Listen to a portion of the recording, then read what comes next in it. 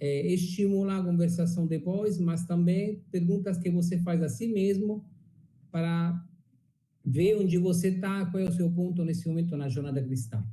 O que a Bíblia nos diz em relação a esse assunto, né? O que entendemos como liderança e o que entendemos como discipulado. E a pergunta que eu repito, que fiz na primeira aula, é: você se sente mais uma pedra viva ou uma pedra rolante? Guarde isso para vocês, estaremos desvendando a resposta dessa pergunta nas próximas aulas. E essa pergunta é extremamente pessoal. Você, nesse momento, está discipulando alguém ou está sendo discipulado por alguém? Como é que está a sua jornada de discipulado hoje na sua vida? Vamos começar o assunto tratando do que é liderança, né? Essa palavra vem sendo usada muito no mundo para indicar alguém que comanda outros, né, ao seu redor. Geralmente o líder de uma equipe de vendas, um líder de um time de biologia ou de química, mas não é assim que nós estudaremos esse conceito de liderança hoje. A liderança que nós estaremos vendo hoje é a liderança cristã, né? E vamos entender sobre quais pilares essa liderança cristã é baseada. Avalie a sua vida diária hoje, agora, 2 minutinhos consigo mesma, responda honestamente: você tem uma mentalidade mais focada em servir ou ser servido? Na igreja, você só pensa em receber dos outros ou busca oportunidades para servir? Você é aquela pessoa que vai na igreja, e eu fico brincando que é uma igreja fast food. Você vai lá com seu canudinho, suga tudo que tiver na igreja, tudo que a igreja pode dar para vocês, e quando acabar o gosto daquilo que é falado na igreja, o gosto daquilo, você não apetecer mais, você troca de igreja, né? Tem esse tipo de perfil, mas vamos entender que o Senhor só vai usar você quando você ficar numa igreja, quando você parar e decidir servir. Porque quando você para, o Senhor entende que você se disponibiliza a ser usado por Ele. Então, você vai ser usado para servir. Se você fica mudando ou passando de uma igreja para outra, não espere que Deus vai usar você, porque Ele não pode contar contigo, né? E o que significa servir, né? E outra pergunta: por que eu tenho que servir? Qual é a minha, por que sou obrigado a servir na igreja? Ajudar não é a mesma coisa? Vamos ver daqui a pouco que não é a mesma coisa. Ajudar e servir tem um conceito muito mais profundo, né? Então, vamos agora definir qual é o conceito de servo e possivelmente explicar o exemplo que Jesus deu a todo mundo, não somente aos seus discípulos, quando lavou os pés deles. Segundo a Wikipédia, ao contrário dos escravos, os servos não eram legalmente coisas. Os escravos não valiam nada. Eram mercadoria que podia ser vendida e trocada. Os servos não. Eram pessoas com alguns direitos. Eles podiam ter propriedade privada, limitada a bens móveis, né? Capacidade de casar e ter filhos, e aqui, filhos a quem eles podiam deixar herança. Então, o servo tinha alguma coisa a mais, é um degrauzinho acima do escravo. Mas no caso dos filhos de Deus, os cristãos, nós, cristãos, ser servo de Jesus traz consigo diferentes vantagens e obrigações. Quando aceitamos Jesus e aceitamos o seu senhorio, posicionando-nos como filhos de Deus e servos do Senhor, nossa obrigação é fazer a sua vontade. Quando lemos em Romanos 9:10, que nós reconhecemos o Senhor Jesus como nosso Senhor e Salvador, às vezes esquecemos que estamos primeiramente aceitando o senhorio dele, que nós aceitamos o Senhor como Senhor, então nós tornamos servos de Jesus, não escravos, servos, e depois somos salvos. Somos salvos porque entramos a fazer parte dos seus servos. E ele, como Senhor, tem direitos sobre nós e também ele nos estende a sua proteção. É o conceito daquela vassalagem que a gente estudava na antiguidade, da Idade Média, mas é um conceito bem claro, dito dessa forma. Em Mateus 11, 28, 30, Jesus diz: venham a mim todos os que estão cansados e sobrecarregados, e eu lhes darei descanso.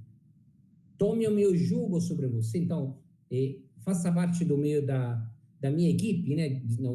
Falando assim nos dias de uma linguagem dos dias de hoje, mas venha fazer parte da minha casa, do meu senhorio, né? E aprendam de mim, pois sou manso e humilde de coração, e vocês encontrarão descanso para suas almas, pois o meu jugo é suave e o meu fardo é leve. Isso é verdade, a gente nunca é obrigado por Jesus a fazer nada. A gente não é sobrecarregada com tarefas que Jesus nos dá. Por isso diz que o fardo é leve. E também o jugo, porque Jesus ajuda a segurar as responsabilidades juntamente conosco. Ao mesmo tempo que somos comissionados a servi-los, Jesus se encarrega de nos proteger. É o que estava falando do senhorio. E de defender nossas causas diante de Deus. 1 Timóteo 2,5, lemos que porque é um só Deus e um só mediador entre Deus e os homens, Cristo Jesus. Ele se colocou entre Deus e nós para mediar por nós. Alguns dizem que é o nosso advogado fiel. E Jesus, apesar de ser quem era, ele não se importou em manter sua posição para nos salvar. Em Filipenses 6:8, encontramos aqueles que são chamados por alguns os 7 degraus, que Jesus desceu para seguir para nós, para nos salvar.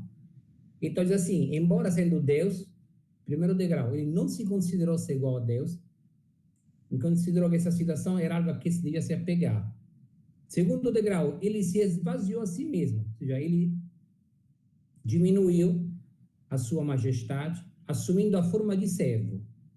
Se tornou semelhante aos homens, desceu mais um degrau. Então, não era mais o Deus, se esvaziou, assumiu a forma de servo, tornou-se semelhante aos homens, e encontrado em forma humana, se humilhou, desceu mais um degrau, a si mesmo, e foi obediente, último degrau, até a morte de cruz. Então, Jesus desceu da sua divindade, tornou-se um ser humano só para nos salvar. É o sacrifício máximo. Jesus, sabendo quem era, não se importou com a sua imagem ou com o que pensariam dele, mas levantou-se da ceia, tirou as vestes, pegou uma toalha, cingiu-se, depois derramou água numa bacia e começou a lavar os pés dos discípulos, a enxugá-los com a toalha que estava em sua cintura.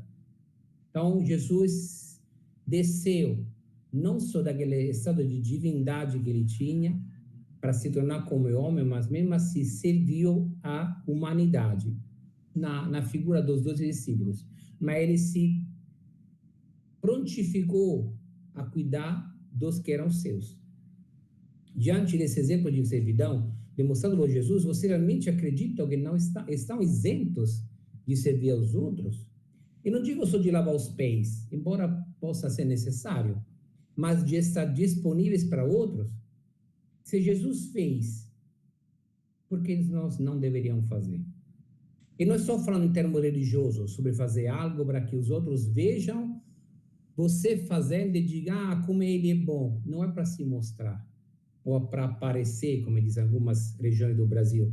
Servimos primeiramente a Deus quando fazemos a sua vontade, depois servimos a igreja dele, quando nós voluntariamos em prol dos outros.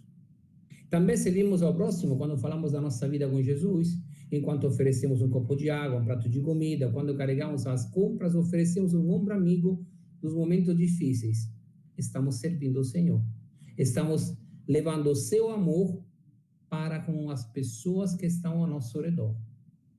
Servir por servir, todos podem, né? Qualquer pessoa pode servir. Mas quando servimos ao Senhor Jesus, ajudando os outros, mesmo colocando a nossa própria vida em perigo, como acontece em algumas missões ao redor do mundo, dobrando os joelhos em oração pelos outros, jejuando pela salvação de alguém que não faz parte da nossa família ou da nossa vida, ou cuidando de feridas como bom samaritano e correndo o risco de contrair assim uma doença, sem nos importarmos com a nossa própria saúde, então sim, o nosso serviço aos outros é uma consequência direta de servir a um Deus vivo. Quando servimos, estamos fazendo algo que faz parte da nossa natureza, nova natureza cristã.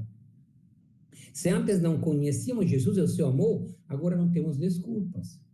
Cada um de nós tem uma experiência com Jesus, uma experiência em que Jesus demonstrou o seu amor por nós, sem dúvida alguma, nos abençoando, nos livrando de um acontecimento difícil. Ele vive em nós, através do Espírito Santo, ele nos salvou e nos tornou filhos de Deus legítimos. Paulo fala de co-herdeiros. Então, estamos no mesmo nível de Jesus. Se temos parte da sua nova natureza santa, não podemos esconder nossa natureza de servo, porque Jesus foi primeiramente um servo. Servir também significa tomar responsabilidade que a comunidade e a igreja nos pedem. Então, quando estamos numa igreja e alguém nos chama para fazer alguma coisa, lembre-se sempre que estamos servindo ao Senhor. É para o Senhor que nós fazemos isso. Não basta ser apenas um membro da igreja que chega na hora certa, louva o Senhor, compartilha a sua vida. Beleza, esse é o primeiro passo. O segundo é exigir que cuidemos de outras vidas. Outras vidas ao nosso redor. Começamos a discipular pessoas, homens discipulando homens e mulheres discipulando mulheres, já falei isso na outra aula. No início uma pessoa, depois quando o Senhor o mostrar, quando o Senhor mostrar a nós quem é o próximo, você terá 2 pessoas para discipular, depois 3. Jesus disse, muito bem, servo bom e fiel, sobre o pouco foste fiel, sobre o muito te colocarei. Entra no gozo do seu Senhor, porque quando nós ajudamos alguém a crescer na jornada cristã, quando nós cuidamos de outra vida na jornada cristã, quando nós nos preocupamos com não somente de ensinar os preceitos bíblicos, mas de ensinar a viver segundo a vontade de Jesus, segundo uma vontade sã, uma vontade cristã que tem valores sólidos como é família, como é trabalho, como é importância, como é a obediência ao Senhor, esses valores agradam Jesus. Aí, servo bom e fiel. Se Jesus nos deu alguém para cuidar, nós cuidamos bem, Jesus vai dar outra pessoa. O Senhor se alegra quando fazemos a sua vontade. E isso sempre, porque, como lemos em Tiago, Deus não muda. E ainda bem que Deus não muda. Numa versão da Bíblia diz que Deus não muda, o que isso causaria a escuridão. É muito forte, mas é verdade, se Deus mudasse, nós estaríamos todos perdidos. Então, Deus sempre se agrada quando fazemos a sua vontade, porque é prazer para Ele ver os filhos fazendo o que Ele quer que nós façamos. E quando ensinamos, entre aspas, servimos aos outros a fazer o mesmo, estamos alinhados com Ele. Jesus, sem dúvida, foi o maior líder de todos os tempos, mas a sua liderança se expressava no meio do serviço. Jesus não mandava as pessoas fazerem as coisas. Faça isso para mim, traz isso para cá. Não, ele mostrava a elas o caminho. Jesus mostrava como tinha que ser feita alguma coisa. Depois acompanhava a pessoa fazendo aquilo. E depois a pessoa fazia sozinha. Quer ser o líder cristão? Quer que os outros queiram segui-lo ou segui-la? Aprenda a servir mais. Seja esse exemplo que as pessoas querem ter, querem ver. A pessoa, como diz aqui, que todos querem ter ao seu lado. Já deve ter escutado a frase, Deus capacita os escolhidos e não escolhe os capacitados. Essa frase não está na Bíblia, mas nela encontramos Jesus dizendo, graças te dou, Pai, Senhor do céu e da terra, que ocultasse essas coisas aos sábios e entendidos e as revelasses aos pequeninos. Que são os pequeninos? São os que Jesus capacita, que Deus capacita. Deus não precisa de pessoas que se acham, que sabem de tudo, que acham que tem a palavra na boca certa, na hora certa. Deus escolhe as pessoas e as capacita. Deus escolhe os pequeninos. Deus irá capacitar você se você se pôr à disposição dele. Já comentamos isso há pouco. Quando nós dispomos a servir o Senhor sabe que pode contar conosco, e aí Ele vai nos ajudar a crescer e a intensificar a nossa obra. E falando de Jesus, vamos ver como é que Jesus discipulava, né? Eu peguei esse termo mentor, porque ele tem um significado, né, do grego, a palavra remonta a alguma coisa que tem a ver com mente, inteligência, com força, coragem, com cuidar de algo, né? Ser atencioso. Na antiga Grécia, mentor era o nome do homem que nas mãos do qual Ulisses, né, a personagem da Odisseia, deixou o filho Telêmaco, porque ele iria à guerra e ele ia faltar muito tempo em casa. Então precisava de alguém que cuidasse do filho. Ele chamou esse homem, chamado mentor, para cuidar do filho dele, para ensinar nas artes, para ensinar a ser pai dele, a crescê-lo, né? E aí o mentor viveu junto com o Telêmaco, ensinando a ele tudo o que ele sabia, todo o conhecimento dele, toda a sabedoria, mas também ensinar a viver, a saber ser justo, a julgar. E essa palavra ficou para nós. Então, mentor, discipulador, inspirador, escolhe a palavra que mais lhe representa ou representa a sua comunidade. Mas, como eu escrevi, não é tanto o nome que usamos para isso, mas a ação de se preocupar com outra vida. A intenção desejada de passar tempo juntos, de realmente viver vida na vida, a sua vida na vida da outra pessoa, de levar juntos, nossos olhares juntos ao Senhor Jesus, de se relacionar para sermos pessoas melhores, proteger e ajudar uns aos outros e proteger o relacionamento que se cria entre duas ou mais pessoas que desejam de todo o coração viver o amor ao próximo. Exatamente, os primeiros discípulos foram ensinados por Jesus. Então, se importar com o outro, se importar com o que acontece na vida do outro, é algo que não é ligado à emergência. Aquela família está passando fome, então vamos lá ajudar. Mas depois que passou fome, ela não precisa mais de ajuda. O discipulador, o mentor, é alguém que constantemente cuida de alguém. Na época de Jesus, os mentores, os rabinos, isso é uma informação interessante, escolhiam os discípulos que lhe iriam orientar, e não o contrário. Isso porque o mentor, antes de dedicar esforço, energia, sabedoria, tempo, dinheiro, pois ele o teria sustentado, alimentado e até abrigado, tinha que escolher cuidadosamente o sortudo, digno de tamanha benevolência. Também o mentor decidia se a pessoa era alguém ensinável ou não, porque ele não ia perder o tempo dele tentando ensinar alguém que não queria ser uma pessoa melhor, que não queria crescer, que não quisesse aprender. Então, quando alguém era escolhido por um mentor, um rabino, no caso dos judeus, era uma honra. Tanto que quem era escolhido abandonava tudo para seguir o novo mestre. Assim como os discípulos de Jesus fizeram. Quando Jesus os chamou, Pedro e Simão, Pedro e André, Tiago e João abandonaram as redes. Mateus largou o trabalho que tinha de cobrador de imposto, porque sabiam que estar com Jesus ia ser muito mais valioso, né?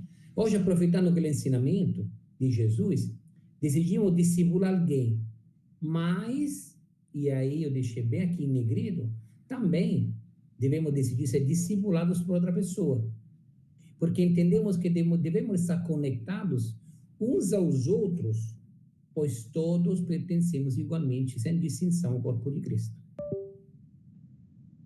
Porque assim como em um corpo temos muitos membros, e todos os membros não têm a mesma operação, assim nós, embora muitos, somos um só corpo em Cristo, e individualmente membros uns dos outros. Paulo nos disse isso em Romanos 12, 4, 5. Não devemos pensar um discipulado como um caso isolado, como uma ação unidirecional que começa em mim, por exemplo, e vai em direção a outra pessoa.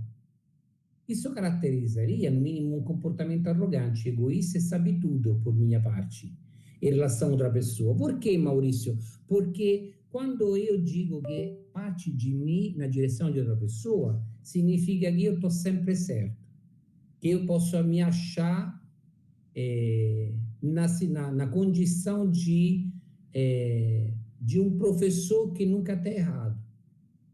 Por essa razão, que aquele que discípula deve, por sua vez, ser discipulado. Jesus tinha um relacionamento com o pai dele.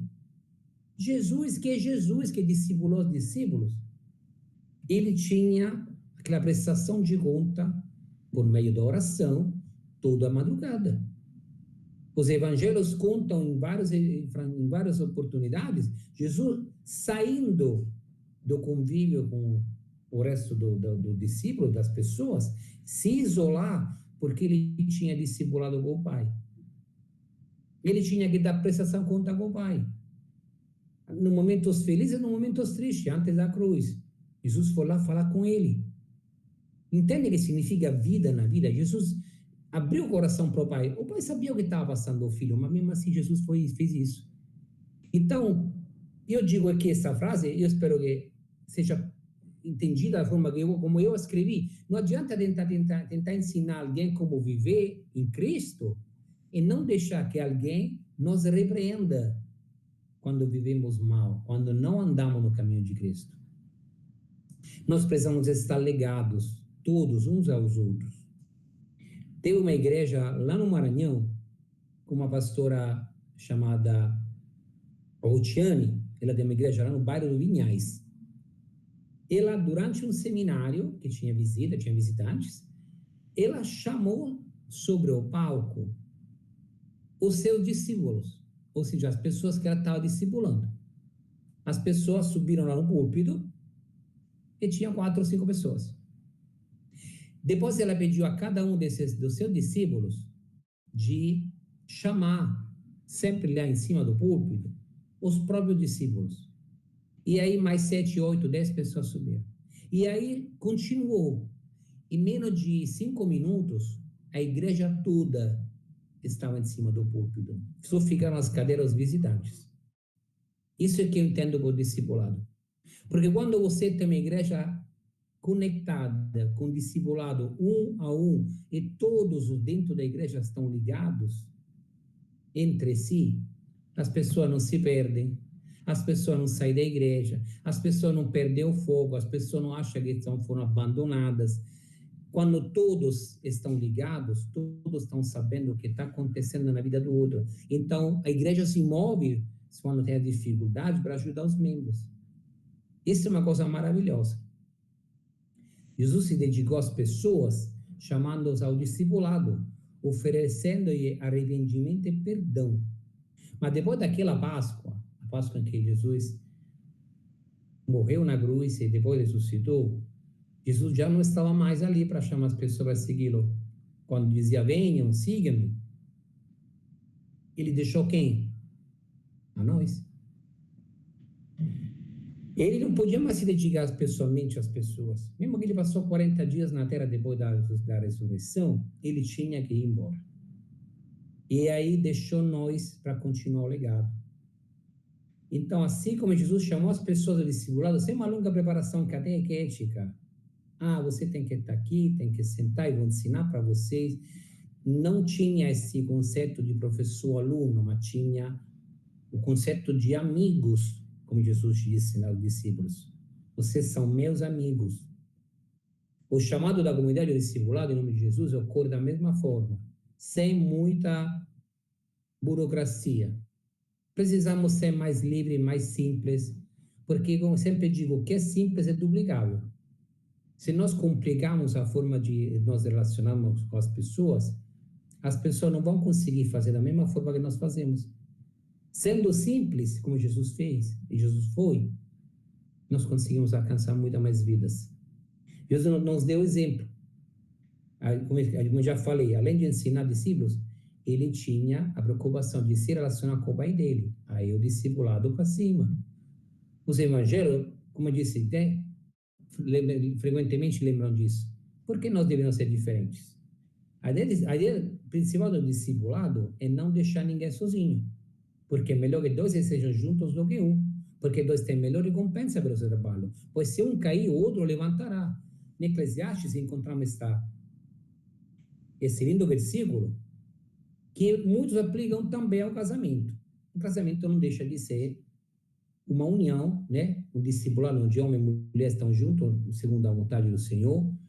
Então, porque é uma jornada longa o casamento, então esse versículo é usado muito para trabalhar com os casais, mas fundamentalmente é ligado ao discipulado. Hoje nós temos uma necessidade desesperada de homens e mulheres espiritualmente maduros para orientar cristãos espiritualmente mais jovens, ajudando-os a esclarecer o que é realmente importante em suas novas vidas. O dia a dia é mais fácil se tivermos alguém próximo que possa nos acompanhar. Isso se aplica a todos. Não tem ninguém tão sábio que não precise aprender, e ninguém tão pouco esperto na fé que não possa aprender mais.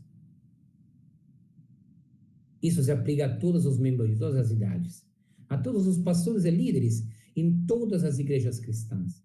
Eu já vi pastores entrar em depressão, em crise, porque não tinham ninguém com quem falar, nem na própria casa, das próprias necessidades pessoais, dos problemas que enfrentavam na sua igreja. Eles ficaram sobrecarregados e chegaram a crises de depressão fortes, né? Temos dados, depois posso fornecer se alguém precisar, de pastores nos Estados Unidos que chegaram ao suicídio, porque não tinha essa falta de disciplina. Acha o pastor é o último elo da corrente e acha que ele tem que cuidar de todo mundo, mas ninguém cuida dele. Isso é alguma coisa tão negativa que, como acabamos de ver, nem Jesus deixou de falar com o Pai. Também Jesus era discipulado. Então, os líderes e pastores precisam ter o seu discipulador. Quem pode ser? Alguém do mesmo convívio, outro pastor de outra igreja, pode ser. Não tem problema nisso. Mas não podemos estar só. O exemplo de Jesus, que não deixou para seguir, é que, me repito, deve ser seguido, porque se não é para ser seguido, porque ele ensinou. Entende a importância? Jesus ensinou que o discipulado tem que ser parte fundamental da nossa vida. Então, se ele não é para ser seguido, é para fazer o quê com isso? Para ler como se fosse uma história? É mais um ensinamento de Jesus. Não podemos desprezar. Não devemos desprezar. Discipulado, cuidar de pessoas ao nosso redor, é a nossa obrigação como servos. Essa não é a minha visão sobre a igreja, relacionamentos membros, mas é a visão de Jesus. A visão dele sobre o relacionamento entre os filhos de Deus que compõem a sua igreja. Jesus espera que o sigamos, não apenas fazendo o que ele fez, mas também fazendo o que ele nos pediu para fazer e nos mostrou repetidamente na Bíblia. Deixo mais algumas anotações aqui que espero que sirvam de pontapé, se ainda alguém não está discipulando, para que possa começar a fazer disso uma rotina, pode fazer parte do seu cotidiano. Se ainda você não discipula alguém ou não é discipulado por alguém, tem alguma coisa errada. Veja o que está precisando, fale com o Senhor, né? Lembra o que falamos? Não adianta tentar ensinar alguém como viver a vida cristã e não deixar que alguém nos repreenda quando vivemos mal. De acordo com o pastor missionário Ben Wong, ele é um chinês, ele é responsável de uma rede de pastores, rede de discipulado de pastores no mundo todo. Ele disse assim, isso para mim foi uma revelação tão preciosa que eu não só acredito, mas eu prego que isso acontece. Precisamos dar permissão a uma pessoa, o seu mentor, o discipulador, para mexer na nossa vida. Nós precisamos de alguém que nos ajude a colocar no caminho correto, e precisamos que essa pessoa tenha permissão para nós dizer, olha, Maurício, tu está errado. Olha, Maurício, não é assim que tu anda. Desse jeito está errado, volta para cá. E às vezes nós somos orgulhosos, então não queremos mudar, mas é necessário que nós demos essa permissão para uma pessoa, para que ela venha dizer para nós, olha, você está errado, volta para cá. Você está indo do lado errado, volte. E o mentor é alguém que o ama. Quando alguém mentoria outra pessoa, está amando aquela pessoa, está dizendo, olha, eu te amo e estou preocupado com você. Ele zela pelo seu sucesso. O mentor é também humilde, quando vê que ele não sabe alguma coisa, chama alguém para ajudá-lo a mentorear a mesma pessoa. Olha, segue, lê esse livro, faça esse seminário, escute isso. Olha, eu entendi, eu vi essa palavra hoje, vamos escutá-la juntos. É alguém cujo amor ferve por você. Esse é o mentor.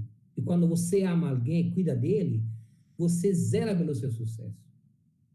Se ainda você não está discipulando alguém, ore ao Senhor para lhe mostrar quem está precisando de você ser auxiliado por você. Mentoreado e discipulado. Sempre de alguém que precisa de ajuda na jornada cristã. Não estamos aqui para ficar sozinhos. Ore e jejue sempre que puder. Coloque seus pensamentos e decisões a ser tomadas no altar, em oração a Deus, e agradeça sempre. Deus mostrará a sua vontade para que você o sirva do jeito que Ele quer que você o sirva. Essa era a nossa aula de hoje. Espero ter explicado melhor, ter ampliado talvez a sua visão sobre discipulado.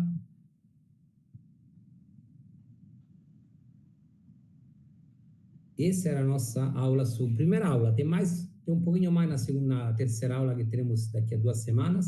Eu espero ter contribuído, né, com esse ensino nessa maneira tão preciosa para mim. Amém.